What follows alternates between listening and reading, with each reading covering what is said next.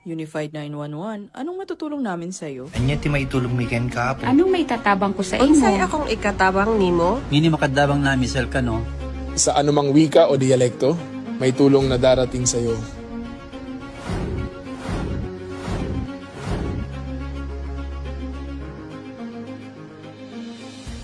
Lilingkod sa bawat Pilipino at magbibigay ng tamang impormasyon para sa tahimik at maayos na Pilipinas. Police News Network, alagad ng batas, tagapagtaguyod ng balitang pulis, sandigan ng mamamayan, patnubay ng katotohanan.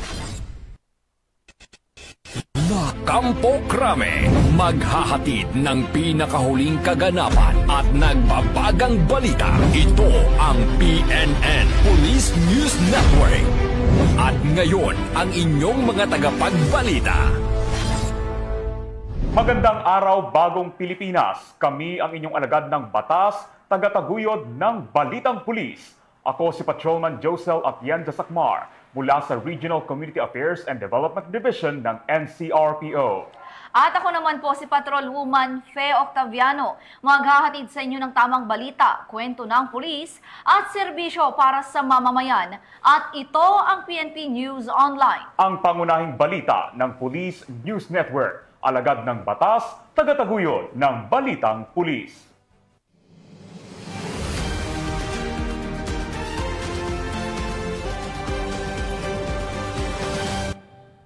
Narito ang mga balitang dapat ninyong abangan.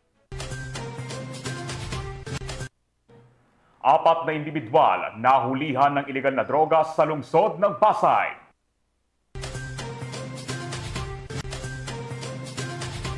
Mahigit 6 na milyong pisong halaga ng smuggled na sigarilyo nasabat sa 8 suspects sa Palawan. At top 1 most wanted person, arestado sa kasong 4 counts of qualified trafficking in persons sa Bohol.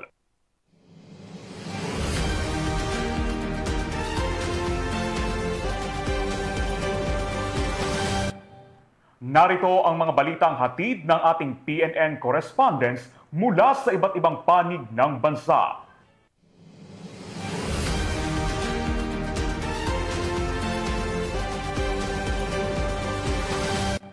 Simulan natin ang balita mula sa bahagi ng Luzon.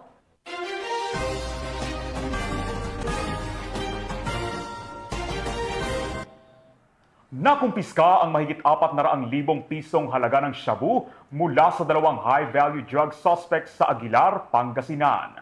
Nagbibigay ito ng mensahe sa publiko na patuloy ang paghabol ng otoridad sa mga drug syndicate na walang ligtas na lugar para sa kanila. Police Corporal Rafi Veloria sa balita. Ang isinagawang high-value drug operation matapos madakip ng pinagsanib na puwersa ng PDEU Pangasinan Police Provincial Office bilang lead unit, PIU Pangasinan PPO, RID Pro 1, RPDEU Pro 1, PDEG SOU 1, at Aguilar Police Station. Sa pakikipag-ugnayan sa PIDEA RO1, ang 2 hinihinalang tulak ng droga sa buy-bust operation sa Barangay Pogomboa, Aguilar, Pangasinan, dakong alas 10:35 ng gabi noong ika-8 ng Setyembre taong kasalukuyan. Nakilala ang mga naaresto bilang isang 60 anyos na negosyante mula sa Barangay Dalangkiring, Orbistondo, Pangasinan at isang 56 anyos na beautician mula sa Barangay San Pedro Taloy, San Carlos City, Pangasinan. Nakumpiska mula sa kanila ang 7 heat-sealed transparent plastic sachet ng hinihinalang shabu na may kabuuang timbang na humigit kumulang 65 gramo at tinatayang nagkakahalaga ng 442,000 piso. Kabilang din sa mga nasamsam ang isang 500 peso bill na ginamit bilang buy-bust money, 9 na piraso ng 1,000 peso bill, machine copy, budol money, isang black sling bag na may markang Sansonite na naglalaman ng hinihinalang shabu, isang pink pouch na naglalaman ng hinihinalang shabu, at isang blue Oppo smartphone na may casing. Ang mga suspect at nakumpiskang ebidensya ay dinala sa Urdaneta City Satellite Forensic Unit para sa pagsusuri at drug testing. Pagkatapos nito ay nilipat sila sa Aguilar Police Station para sa tamang disposisyon. Pinuri naman ni Police Brigadier General Dindo R. Reyes, Regional Director ng PRO1, ang mga unit na nagsagawa ng operasyon dahil sa kanilang koordinadong aksyon laban sa iligal na droga. Binigyang diin niya ang patuloy na kampanya ng PRO1 upang tiyakin na mananatiling ligtas at malaya sa ipinagbabawal na gamot ang mga komunidad sa rehiyon. Mula dito sa Ilocos Region, ako ang inyong PNN correspondent, Police Corporal Rafi Viloria, alagad ng batas, tagataguyod ng Balitang Pulis. Maraming salamat, Police Corporal Veronica. Bilang naman bilang bahagi ng advokasya ng para sa kapayapaan at kaligtasan sa komunidad, nagsagawa ang Gonzaga Police Station ng isang training at workshop para sa mga miyembro ng Barangay Peace Action Teams sa Gonzaga, Cagayan. Police Corporal Roldan Giab sa report. Bilang bahagi ng patuloy na advokasya ng kapulisan para sa kapayapaan at kaayusan sa komunidad, isinulong ng Gonzaga Police Station sa pamumuno ni Police Major Rickson Cabawatan ang isang training at workshop para sa Barangay Peacekeeping Action Teams sa Riverview Hotel, Barangay Pateng, Gonzaga, Cagayan nito lamang 7 ng Setyembre ngayong taon. Sa nasabing aktibidad, pinangunahan ni Police Captain Sheila Joy Fronda, Assistant Deputy Provincial Information Officer, ang lecture kung saan tinalakay nito ang mga pangunahing tungkulin at responsibilidad ng mga Barangay Peacekeeping Action Teams. Dumalo ang nasa mahigit 100 na mga barangay officials na nanggaling sa 9 na barangay sa nasabing munisipalidad, kabilang ang Barangay Karuan, Cabanbanan Sur, Cabanbanan Norte, Kasitan, Iska, Rebecca, Pateng, Calao at Minanga. Layunin ng pagsasanay na ito na palakasin ang kaalaman, kasanayan at kumpiyansa ng mga miyembro ng BPAT upang higit nilang magampanan ang kanilang mga tungkulin sa pagpapanatili ng kaayusan at seguridad sa kanilang mga barangay sa tulong at gabay ng kapulisan sa lugar. Ang aktibidad na ito ay patunay ng matibay na ugnayan sa pagitan ng kapulisan at pamahalang lokal na siyang pundasyon ng isang ligtas at maayos na komunidad pamamagitan ng kanilang pagdalo at pagsuporta sa magandang adhikain ng BPAT. Mula dito sa lalawigan ng Cagayan, ako ang inyong PNN correspondent, Police Corporal Giab, alagad ng batas, tagataguyod ng Balitang Pulis. Maraming salamat, Police Corporal Giab. Naaresto ng Bulacan PNP ang 2 lalaki dahil sa kasong paglabag sa Republic Act 10591 o ang Comprehensive Firearms and Ammunition Regulation Act at illegal possession of deadly weapon sa San Ildefonso, Bulacan. Ibabalita yan ni Patrol Woman Mildred Tawagon. Lalaki ang naaresto ng mga tauhan ng San Ildefonso Municipal Police Station matapos maaktuhan sa paglabag sa Republic Act 10591 o Comprehensive Firearms and Ammunition Regulation Act at illegal possession of deadly weapon sa sinagawang operasyon sa Barangay Malipampang, San Ildefonso, Bulacan. Kinilala ni Police Lieutenant Colonel Gilmore A. Wasin, Acting Chief of Police ng San Ildefonso Municipal Police Station, ang mga sospek na sina alias Bombay at alias JM kapwa residente ng naturang barangay. Nasamsam mula sa mga sospek ang caliber .357 revolver na walang serial number na may 6 na live ammunition at isang stainless steel bladed weapon. Kasalukuyang nasa kustudiya ng San Ildefonso Municipal Police Station ang mga sospek at ang mga nakumpiskang ebidensya habang inihahanda ang mga kaukulang kaso laban sa kanila. Patuloy na isinusulong ng Bulacan Police Provincial Office sa ilalim ng pamumuno ni Police Colonel Angel L. Garciliano, Provincial Director, ang mas pinaigting na kampanya laban sa mga iligal na baril at armas, hindi lamang upang sugpuin ang kriminalidad, kundi upang masiguro rin ang pagkakaroon ng ligtas, payapa at maunlad na pamayanan para sa bawat Bulakenyo. Mula dito sa Bulacan Police Provincial Office, ako ang inyong PNN correspondent, Patrol Woman Mildred A. Tawagon, alagad ng batas, tagataguyod ng Balitang Pulis. Maraming salamat, Patrol Woman Tawagon. Sa kabilang dako naman, nahuli ng mga otoridad ang tinaguriang most wanted person dahil sa kasong may kinalaman sa iligal na droga sa isinagawang operasyon sa lalawigan ng Cavite. Yan ang balitang hatid ni Patrol Woman Faisal May Urbano. Arestado ang isang lalaki na kabilang sa listahan ng mga most wanted person sa lalawigan ng Cavite sa isinagawang manhunt operation ng Bacoor Component City Police Station sa Barangay Molino 2, Bacoor City nito lamang 8 ng Setyembre taong kasalukuyan. Kinilala ang suspect na si alias Jerry, 26 taong gulang, binata at residente ng nasabing lugar. Naaresto ang suspect sa bisa ng warrant of arrest para sa kasong paglabag ng Republic Act 9165 o ang Comprehensive Dangerous Drugs Act of 2002 na walang inirerekomendang piyansa. Ang operasyon ay isinagawa ng Warrant Section ng Bacoor Component City Police Station sa ilalim ng programa nilang Manhunt Charlie. Kasalukuyan namang nakakulong ang suspect sa Bacoor Custodial Center para sa tamang proseso at disposisyon.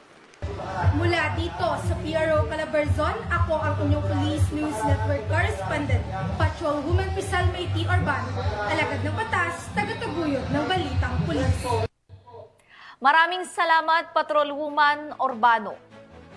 Nasabat ang mahigit 6 na milyong pisong halaga ng smuggled na sigarilyo mula sa 8 sospek sa ikinasang operasyon ng mga kapulisan sa karagatang sakop ng Bataraza, Palawan. Nakibalita dyan si Patrolwoman Christine Lorenzo. Naaresto ang 8 individual matapos masabat ng mga operatiba ng 2nd Special Operations Unit Maritime Group, katuwang ang Balabac Special Boat Crew, Rio Toba Maritime Law Enforcement Team at iba pang lokal na ahensya ang mahigit 6.3 milyong halaga ng smuggled na sigarilyo sa karagatang sakop ng Barangay Malihud, Bataraza, Palawan nito lamang 8 ng Setyembre taong kasalukuyan. Kinilala ang mga suspect na si alias Man, 33 anyos na siyang boat captain, Arj, 21 anyos, Yos, 23 anyos, Jib, 22 anyos, Musa, 22 anyos, Jum, 35 anyos, Mahid, 33 anyos at Darus, 17 anyos. Nahuli silang sakay ng bangkang may kargang kontrabando habang isinasagawa ang anti-smuggling operation ng mga otoridad. Na-recover mula sa kanila ang 380 kahon na New Berlin cigarette na may halagang 6,080,000 pesos at 10 kahon ng Fort cigarette na nagkakahalaga ng 315,000 pesos na may kabuang halagang 6,395,000 pesos. Ang mga nasabing produkto ay walang kaukulang permit mula sa pamahalaan at hindi rin naglalaman ng graphic health warning na malinaw na paglabag sa umiiral na batas. Dinala ang mga sospek at nakumpiskang ebidensya sa tanggapan ng Balabac SBC, Brooks Point Annex para sa kaukulang dokumentasyon at disposisyon. Patuloy namang pinapaigting ng Maritime Group ang kanilang operasyon laban sa smuggling at iba pang uri ng iligal na aktibidad sa karagatan upang mapanatili ang kaayusan, kapayapaan at seguridad sa buong bansa. Mula dito sa Home of the Police Eco Warriors, Calapan City, Oriental, Mindoro, ako ang inyong PNN Correspondent, Patrolwoman Christine Lorenzo, alagad ng batas, tagataguyod ng balitang pulis. Maraming salamat, Patrolwoman Lorenzo. Walang kawala sa batas ang tinaguriang #1 most wanted person municipal level dahil sa kasong qualified rape of a minor sa Kibungan, Benguet. Narito ang balita mula kay Patrolwoman Jessipel Moyao. Isang #1 municipal level most wanted person matapos isagawa ang operasyon ng mga tauhan ng Kibungan Municipal Police Station sa Kibungan, Benguet noong 9 ng Setyembre taong kasalukuyan. Kinilala ang suspect bilang isang 51 taong gulang na magsasaka, may asawa at residente rin ng naturang bayan. Siya ay naaresto sa bisa ng warrant of arrest para sa kasong qualified rape of a minor na inilabas ng Regional Trial Court La Trinidad, Benguet noong 5 ng Setyembre taong kasalukuyan. Walang piyansa ang inirekomenda sa kaso. Dinala ang suspect sa Kibungan Municipal Police Station para sa kaukulang dokumentasyon bago isumite ang mga kinakailang papeles sa korte. 2 alternative recording devices ang ginamit sa operasyon upang matiyak ang maayos na pagproseso. Ang matagumpay na pag-aresto ay nagpapakita ng konkretong pagpapatupad ng agresibong kampanya laban sa kriminalidad at pagsasakatuparan ng epektibong batas para mapanatili ang seguridad at kapayapaan ng bawat pamayanan. Mula dito sa rehiyon ng Cordillera, ako ang inyong PNN correspondent, Patrolwoman Jezebel Moyaw, alagad ng batas, tagataguyod ng Balitang Pulis. Maraming salamat, Patrolwoman Moyaw. Naaresto ng mga kapulisan ang 4 na individual matapos mahulian ng iligal na droga sa ikinasang operasyon sa Barangay 10 Zone 4, Lungsod ng Pasay. Ang kabuuan ng balita mula kay Patrolwoman Ivy Corporal. Arestado ang 4 na lalaki sa isinagawang bypass operation ng pinagsanib na puwersa ng Station Drug Enforcement Unit ng Pasay City Police Station at Philippine Drug Enforcement Agency bandang alas 8:45 ng gabi sa Barangay 10 Zone 4 Lungsod ng Pasay nitong Setyembre 8 taong kasalukuyan.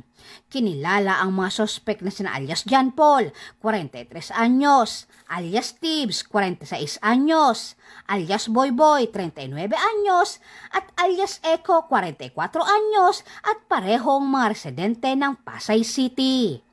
Nakumpiska sa operasyon ang 6 na pirasong plastic sachet ng hinihinalang shabu na may standard drug price na 34,000 pesos. Isang pirasong aluminum foil, isang rolyo ng aluminum foil tutor at isang neon green na disposable lighter. Kasalukuyang nasa kustodiya ng Station Drug Enforcement Unit ang mga naarestong sospek para sa dokumentasyon habang ang mga nakumpiskang ebidensya ng droga ay isinumiti sa Southern Police District Forensic Unit para sa pagsusuri.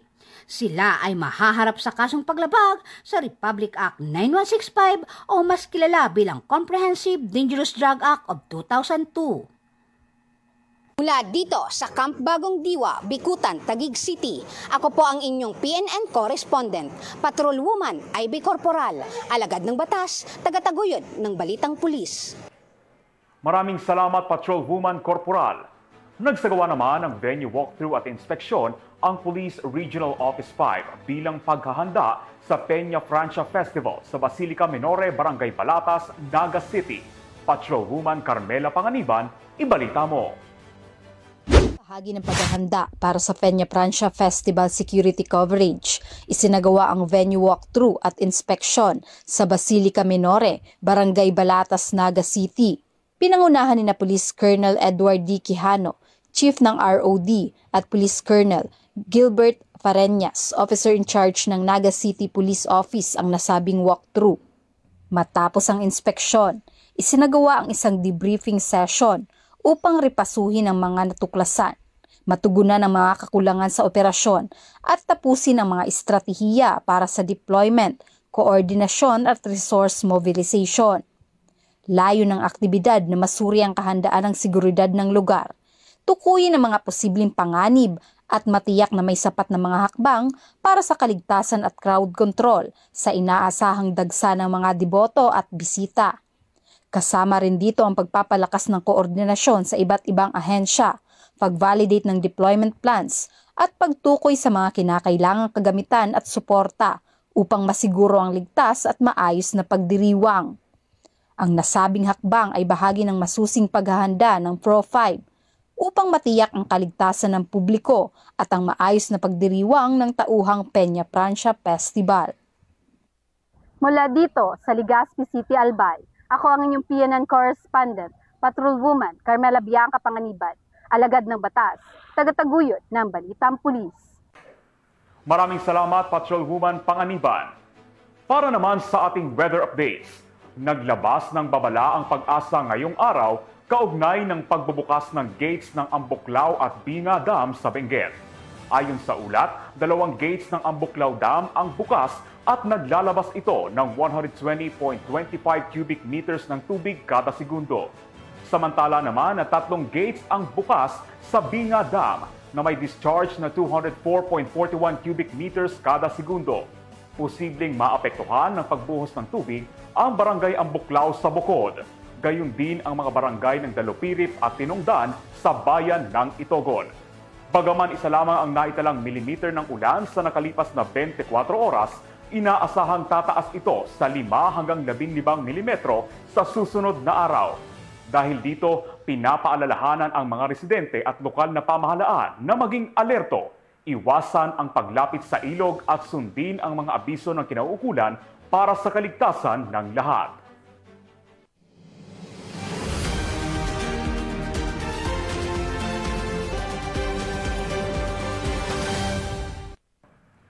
Aktibong nakilahok ang Police Regional Office 6 sa ika-125 Philippine Civil Service Anniversary Fun Run sa Iloilo City.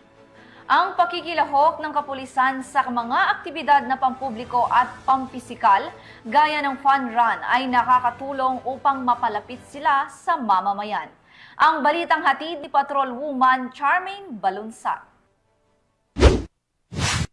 Sa isang selebrasyon ng 125th Philippine Civil Service Anniversary, aktibong lumahok ang mga kapulisan ng Police Regional Office 6 sa pamumuno ni Police Brigadier General Josefino D. Ligan, kasama ang kanilang opisyal na mascot na si Patrolman Delgado sa isang fun run noong ika-7 ng Setyembre taong kasalukuyan na ginanap sa Iloilo Freedom Grandstand, Mueloni, Iloilo City.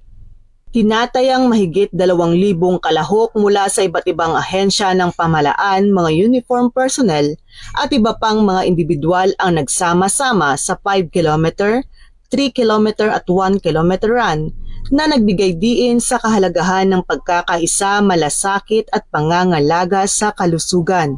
Ang inisyatibang ito ay bahagi ng adhikain na suportahan ang Pamanang Lingkod Bayani Program na tumutulong sa pamilya ng mga civil servants na nag-alay ng kanilang buhay sa pagtupad ng kanilang mga tungkulin. Ang paglahok ng Pro-6 sa ganitong aktibidad ay patunay ng kanilang matatag na dedikasyon, hindi lamang sa usapin ng seguridad kundi maging sa pagsuporta sa pagsulong at paghubog ng malusog na pangangatawan na mahalaga upang maisakatuparan nila ang kanilang misyon sa paglilingkod sa bayan. Patuloy ang Police Regional Office 6 sa kanilang pagsuporta sa mga ganitong uri ng aktibidad na hangaring mapatibay ang ugnayan ng kapulisan at mamamayan tungo sa isang ligtas, masigla at mas maunlad na komunidad. Mula dito sa Police Regional Office 6, ako ang inyong Police News Network Correspondent, Patrolwoman Charmaine Balunsat, alagad ng batas, tagataguyod ng Balitang Pulis. Maraming salamat, Patrolwoman Balunsa. Hawak na ng mga kapulisan ang kinaguriang top 1 most wanted person sa bisa ng warrant of arrest dahil sa kaso nitong 4 counts ng qualified trafficking in person. Maaresto ng mga otoridad sa Purok 5, Barangay Binaliw, Katigbian, Bohol nito lamang nakaraan. Kinilala ni Police Lieutenant Adriel John I. Francisco, Chief of Police ng Bilar Municipal Police Station, Bohol Police Provincial Office, ang suspect na si alias Jane, 26 anyos, na residente ng nabanggit na lugar. Magandang araw po sa inyo lahat. Ako si Police Lieutenant Adriel John Igana Francisco, Officer in Charge sa Bilar Municipal Police Station, in supervision of our Provincial Director, Police Colonel Arnel Banson. Nais po namin ipaalam na aresto ng ating kapulisan sa Bilar ang top 1 municipal most wanted person sa paglabag sa Republic Act 9208 o trafficking in person. Sa pamamagitan ng masusing operasyon ng ating kapulisan, ang suspect ay naaresto at nasa kustodya ng ating himpilan upang harapin ang kanyang mga kaso. Nasabing suspect ay naharap sa 4 counts of qualified trafficking in relation to Republic Act 7610 at 4 counts of qualified trafficking na inilabas ng RTC Branch 1, Batuan City, Agusan del Norte. Ang kanyang pagkakaaresto ay patunay lamang na walang makakapagtago at makakatakas ang sinuman sa ating batas. Para sa publiko, pinapaalalahanan natin ang lahat na huwag masangkot sa anumang uri ng krimen sapagkat may katumbas at karampatang parusa ang inyong mga gagawin. Hinihikayat ko rin ang ating mga kababayan na makipagtulungan sa mga otoridad kung may nalalaman kayong mga kahina-hinalang aktibidad o mga tao na posibleng sangkot sa anumang uri ng krimen ay ipagbigay alam lamang sa pinakamalapit na istasyon. Dahil kami sa PNP, lalo sa Bilar Municipal Police Station, ay patuloy ang kampanya para sa ligtas, mapayapa at maayos na pamayanan. Dahil kay Francisco, Bilar protektado. Kasalukuyang nasa kustodiya ng Bilar MPS BPPO ang suspect para sa dokumentasyon at tamang disposisyon. Sa ilalim ng 7-point agenda ni Acting Chief PNP, Police Lieutenant General Jose Melencio C. Nartates Jr., buong determinasyon ng mga kapulisan ng Bilar Bohol sa pagtugis sa mga may sala sa batas upang mapanatili ang kaayusan at kaligtasan ng komunidad dahil sa bagong Pilipinas, ang gusto ng pulis, ligtas ka. Mula dito sa Central Visayas, ako yung Police News Network Correspondent, Patrolwoman Judith Ticanor, alagad ng batas, tagataguyod ng Balitang Pulis. Maraming salamat, Patrolwoman Nicanor. Sa bisa ng warrant of arrest, inaresto ng mga otoridad ang isang top 9 regional most wanted person dahil sa kasong panggagahasa sa Allen, Northern Samar. Patrolwoman Maria Elena Singian, ibalita mo.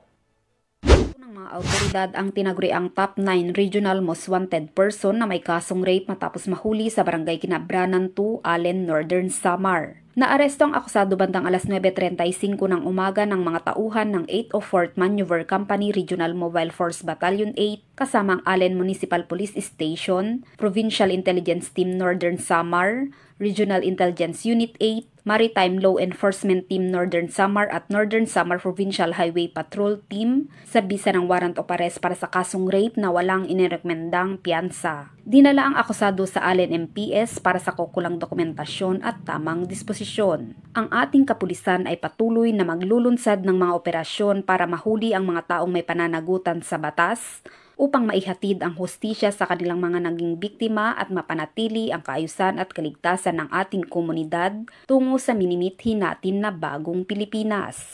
Mula dito sa Eastern Visayas, ako ang inyong PNN Correspondent, Patrolwoman Singian, alagad ng batas, tagataguyod ng Balitang Pulis. Maraming salamat, Patrolwoman Singian. Narito naman ang mga balita mula sa bahagi ng Mindanao.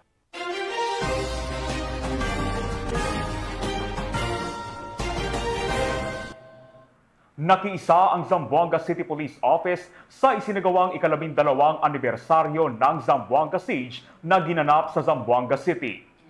Isa rin itong pagpupugay sa mga pulis, sundalo at sibilyan na nagbuwis ng buhay upang maibalik ang kapayapaan sa lungsod. Ang buong detalye ng report mula kay Patrolwoman Joyce Abyo. Sa paggunita ng ika-12 anibersaryo ng Zamboanga Siege na naganap noong September 9, 2013, nagtipon ang mga kapulisan ng Zamboanga City Police Office sa pangunguna ni Police Colonel Fidel B. Portaleza Jr., City Director, kasama ang pamahalang lokal ng Zamboanga City na pinamumunuan ni Honorable Kimir Adan Olaso, alkalde ng lungsod, at iba pang ahensya ng pagpapatupad ng batas nito lamang September 9, 2025. Sa seremonya, isinagawa ang wreath-laying at 21 gun salute bilang pagbibigay pugay sa mga bayani na buong tapang ni pinagtanggol ang lungsod laban sa pag-atake ng MNLF.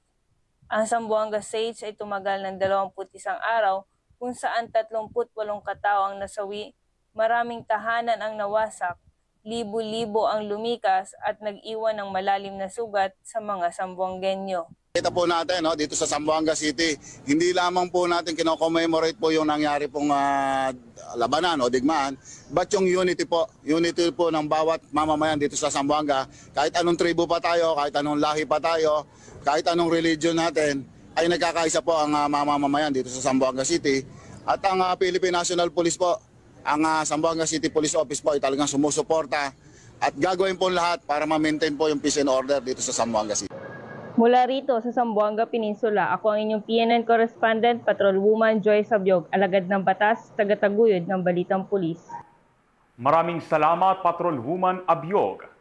Napasakamay na ng mga kapulisan ang hinihilalang tulak ng droga matapos mahulihan ng mahigit 300,000 pisong halaga ng shabu sa ikinasang operasyon sa Barangay Agusan, Cagayan de Oro City. Narito ang report mula kay Patrolwoman Danessa Berdos.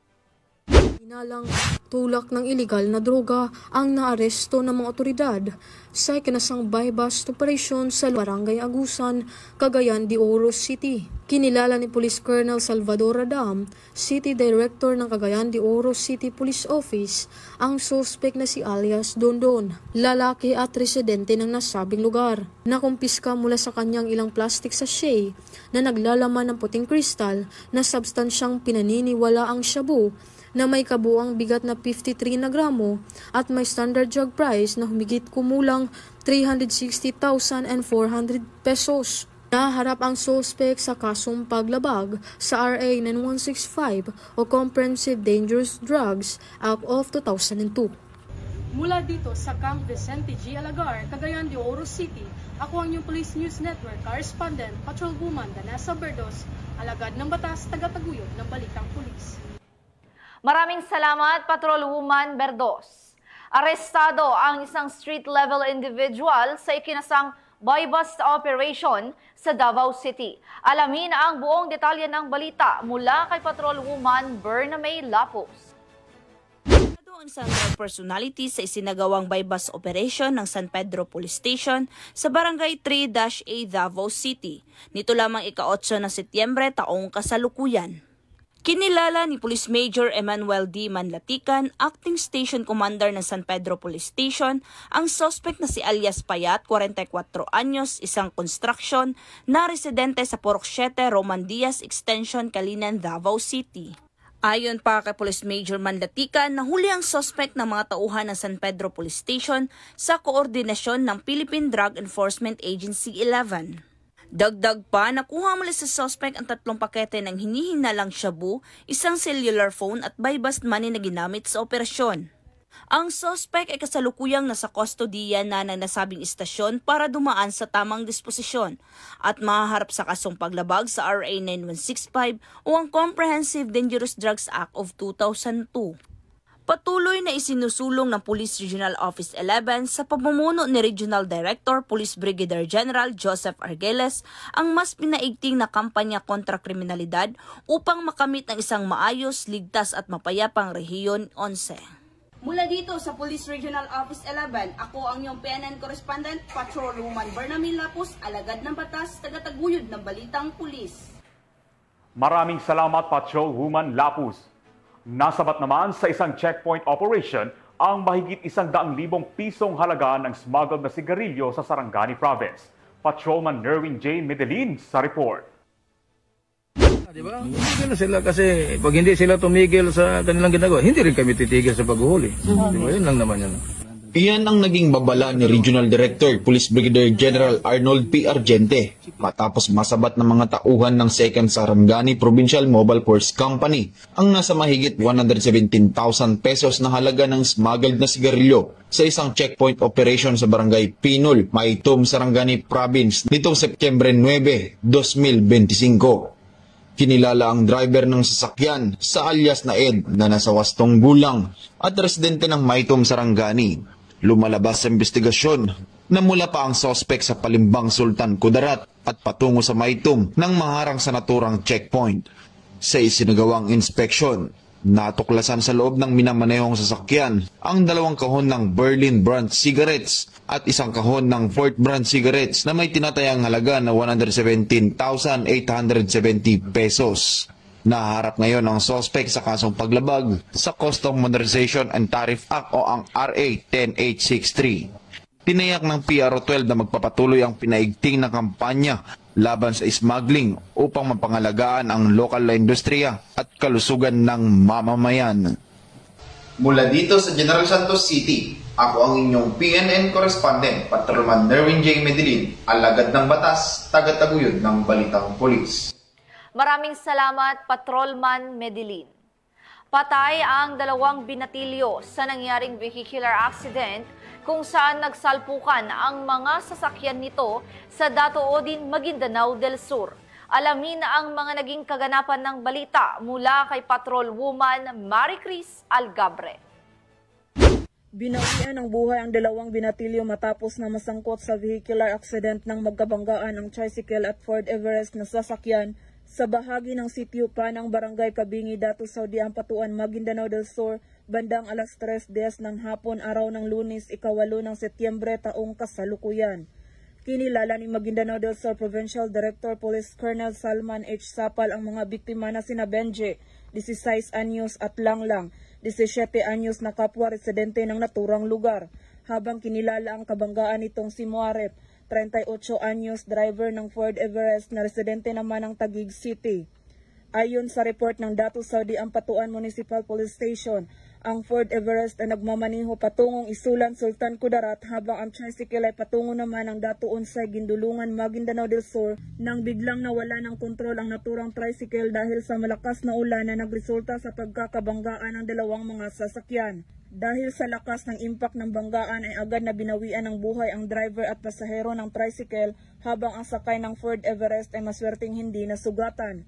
Ang dalawang bangkay ng biktima ay agad din kinuha ng kanilang mga kamag-anak upang mabigyan ng agarang atensyon alinsunod sa paniniwalang Islam.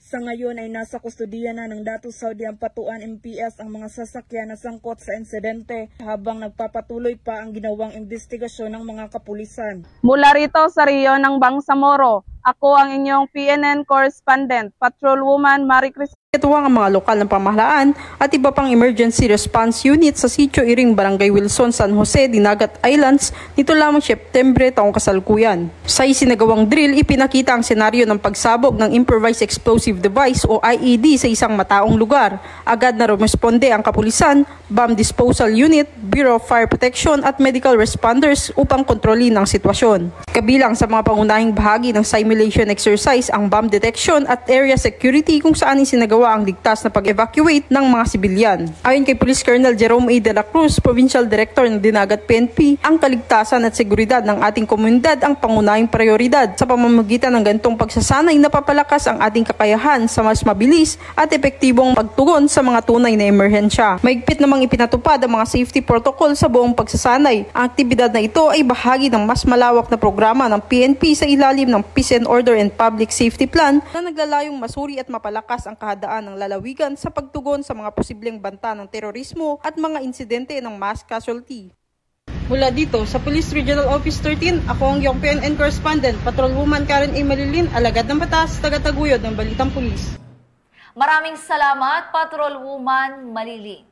At yan ang mga balitang nakalap ng ating PNN correspondents mula sa Luzon, Visayas at Mindanao. Sa ngalan ng pamunuan ng Philippine National Police, sa pangunguna ni Acting Chief PNP, Police Lieutenant General Jose Melencio Corpuz Nartates Jr. at sa pamumuno ni President Ferdinand Bongbong Marcos Jr., kami ay maglilingkod sa bawat Pilipino at magbibigay ng tama at balanseng balita sa bagong Pilipinas. Mula rito sa tanggapan ng tagapag-ugnay ng Pambansang Pulisya, kami ang inyong alagad ng batas, tagataguyod ng Balitang Pulis, Patrolman Josel Atienza Sacmar ng Regional Community Affairs and Development Division ng NCRPO. At ako naman si Patrolwoman Fe Octaviano, maghahatid sa inyo ng tamang balita, kwento ng pulis at serbisyo para sa mamamayan. At ito ang PNP News Online, ang pangunahing balita ng Police News Network.